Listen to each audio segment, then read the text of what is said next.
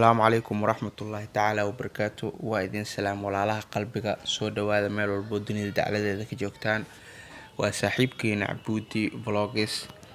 ما أنتو حاسوس من دونا بلوج 6 wax kalena ma ahan ee waxaan rabnaa inaan channelkeena horumarino aan ku soo kordhino agabka heesan kuwa ka duwan si uu horumar u gaaro channelkeena. wax walba waxa uu sameynayna waa idinka dartiina marka asxaabta isla socod wanaagsan.